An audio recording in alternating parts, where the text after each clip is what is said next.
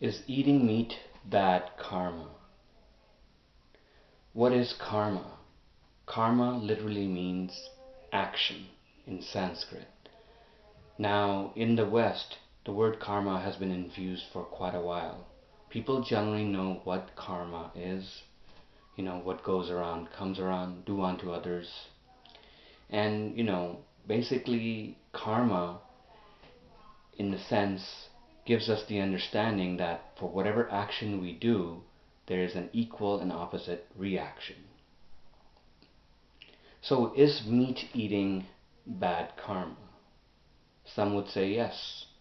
As we try to satisfy our gullets with the expense of innocent animals who have done us no harm, who have never been associated with us in any way, and they lose their lives helplessly and in the most degraded fashion, just to satisfy our senses.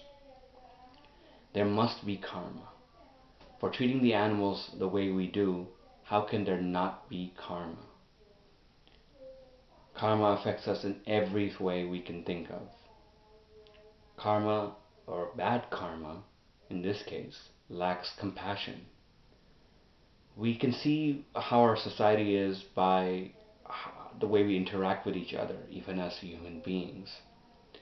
So how can we negate the fact that there could be karma when everything we eat, everything we occupy, the way we behave with each other and the animals, the wars that are caused, the strife that is in society in all nations, in the US, Canada, India, everywhere.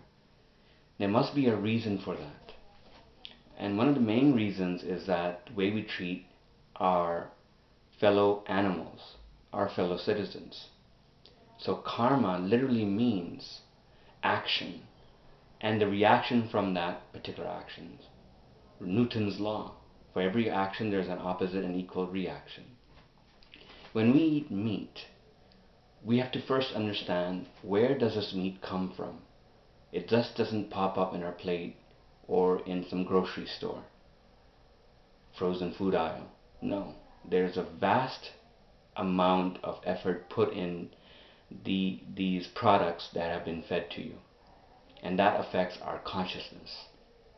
When an animal is being butchered or killed, it has feelings, it has emotions, it has anxieties, it has fears. And those fears are going into that food substance that you consume. And when you consume that food substance, you develop that consciousness. And thus, you are affected by that way of thinking. What you are, what you eat.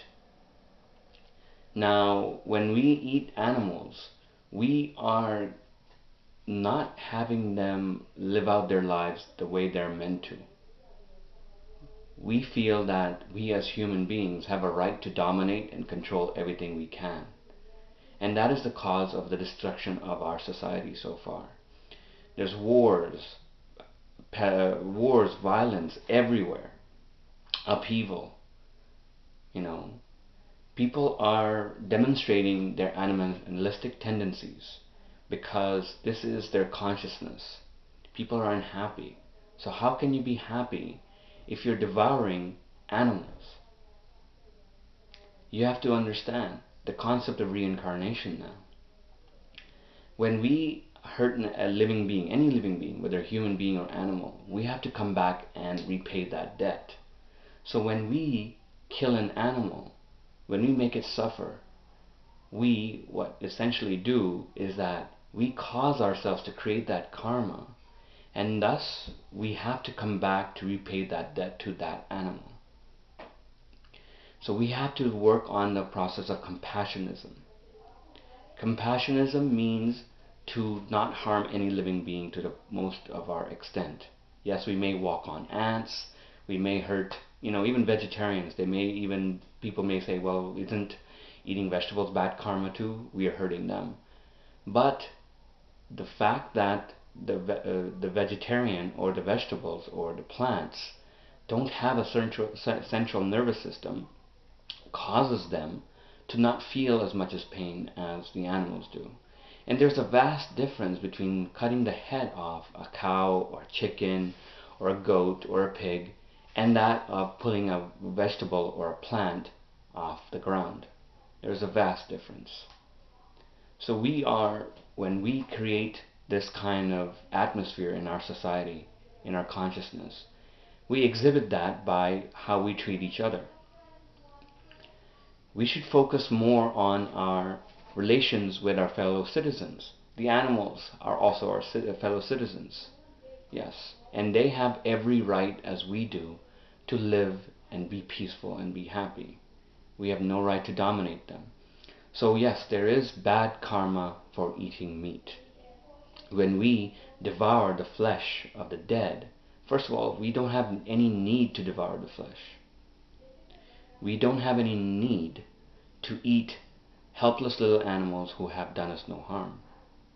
And yet we pride ourselves on taking our dogs for a walk, having goldfish, having a cat. Why can't we eat those? There would be an uproar, especially in the West. If someone were to eat their dog or someone's dog got eaten, it's unheard of. But why the hypocrisy? Why can we eat chickens or pigs or dogs or cows, but not dogs? Why not cats? Where are the boundaries? Who sets the lines? Man's best friend?